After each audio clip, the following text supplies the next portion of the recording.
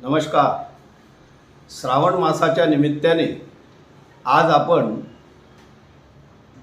शिवतत्व आणि शिव उपासना हे समजून घेण्याचा प्रयत्न करणार आहोत की मानवी मनामध्ये श्रावण मासामध्ये ही काही जी शिवाची भक्ती या ठिकाणी केली जाते, तर नेमकं हे शिवतत्व काय आहे, याच्या भक्तीचं स्वरूप कसं आहे, हे जर आपण जाणून केलं तर त्याचा एक विशेष आनंद आपल्याला त्या ठिकाणी प्राप्त होईल.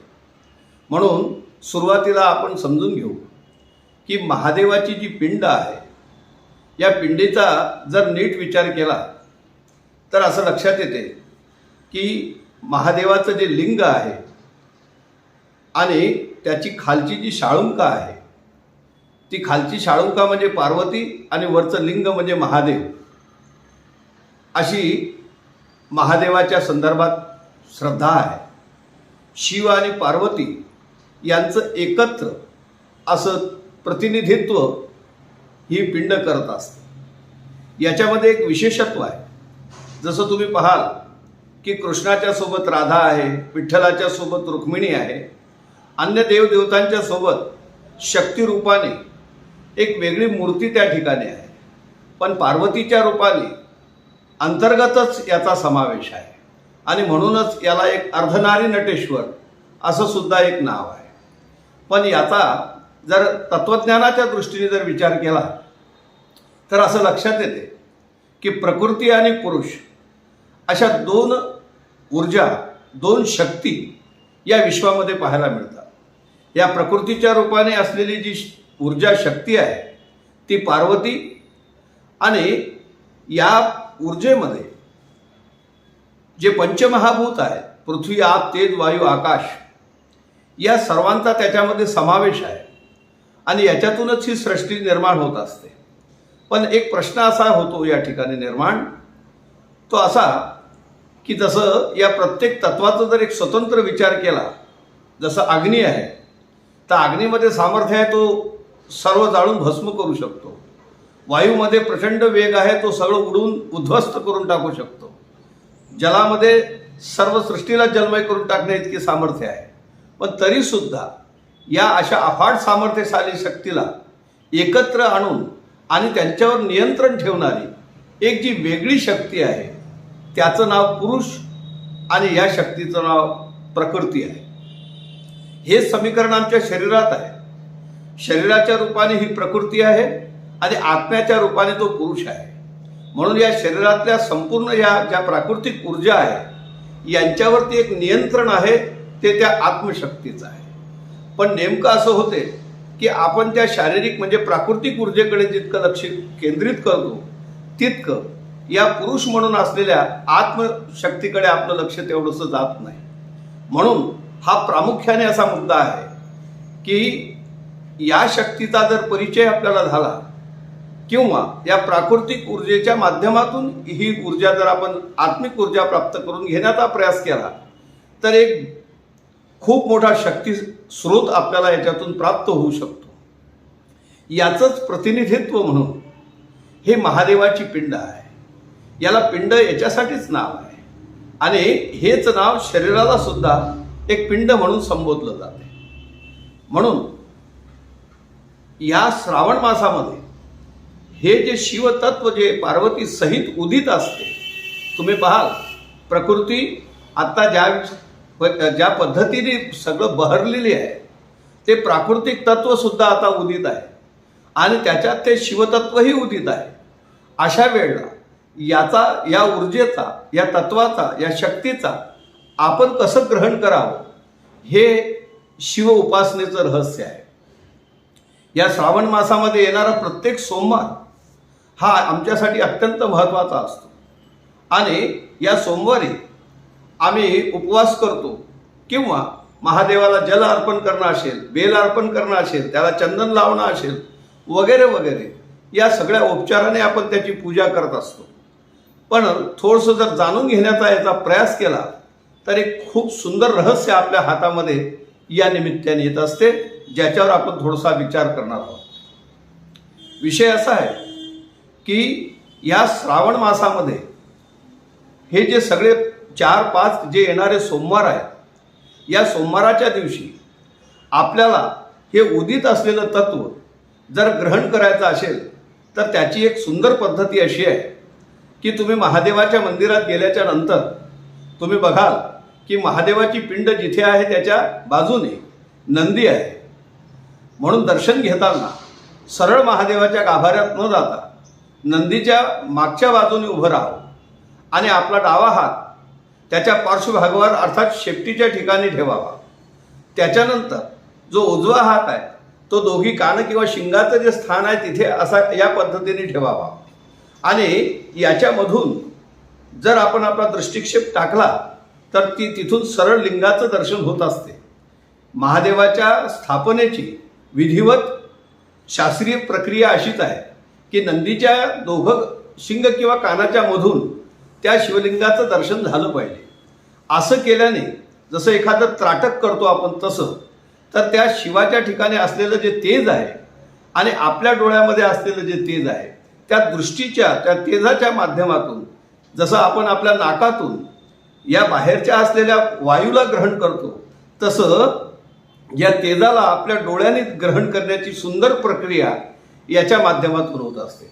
नंदीच्या माध्यमातून यासाठीच करायची असते की मूळ जे त्याचं तेज आहे किंवा मूळ जे तत्व आहे ते त्याच पद्धतीने ग्रहण करू शकत नाही आपले इंद्रिय. म्हणून न्यूट्रलायझेशन ऑफ दॅट पॉवर अशी करून आपल्या शरीराला आवश्यक तेवढी आहे तेवढीच त्याच्यातून घ्यावी याच्यासाठी नंदीची त्या ठिकाणी योजना आहे. आणि साधारणपणे असं केल्याने एक अशा प्रकारची ऊर्जा आपल्याला त्या ठिकाणी प्राप्त होत असते ज्याचा उपयोग करून आपण आपल्या जीवनाच्या विकासासाठी याचा सुंदर उपयोग करू शकतो. एक बघा, महादेवाच्या ठिकाणी त्याच्या गळ्यामध्ये असलेले सर्प असतील, कानामध्ये असलेले कुंड असतील, कपाळाला लावलेलं भस्म त्रिपुंड असेल, जटेमध्ये धारण केलेली गंगा असेल, जटेवरती असलेला चंद्र असेल, या सगळ्यांचा एकंदरीत जर विचार केला तर हे सगळे थंड प्रकृतीचे, शीतलता देणारे अशा पद्धतीचे आहेत. आणि एक सिद्धांतिक रूपाने जर विचार केला तर असं लक्षात येते की जसं आपण हिवाळ्यामध्ये गरम पदार्थ खाणे, उबदार कपडे परिधान करणे अशा पद्धतीने करतो, उन्हाळ्यात त्याच्या विरुद्ध थंड पदार्थांना ग्रहण करत असतो. मग ज्या अर्थी शिवजीला हे सगळं थंड प्रकारचे वस्तू ज्या काही अर्पण केलेल्या जातात उपचाराच्या रूपाने, याचा अर्थ तिथे काहीतरी अशा पद्धतीची उष्मा, अशी ऊर्जा आहे की जिथे शीतलतेची आवश्यकता आहे. अशी तिथे काय आहे असा प्रश्न जर पडला तर पुराणाचं उत्तर देते की समुद्राचं जे मंथन झालं त्याच्यातून जे हलाहल विष निर्माण झालं ते शिवजींनी प्राशन केलं, आपल्या कंठामध्ये धारण केलं, म्हणून नीलकंठेश्वर म्हणून भगवान असं त्यांचं नाव झालं.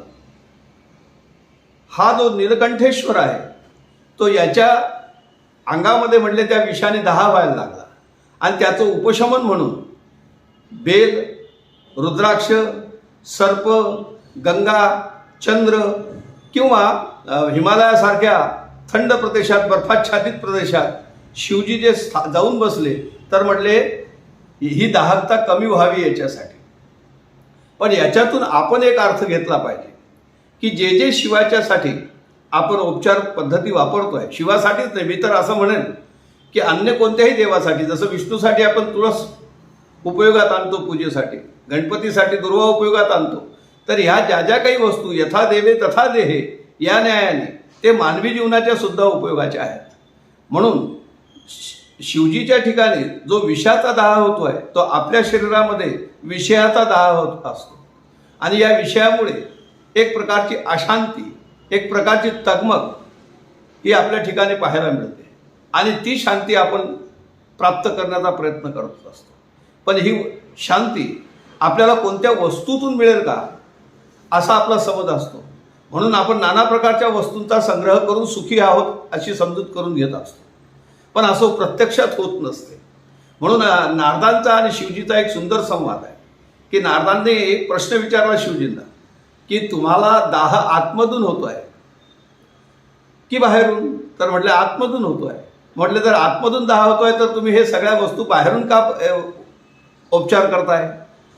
तो शिवजीला ही गोष्ट पटली.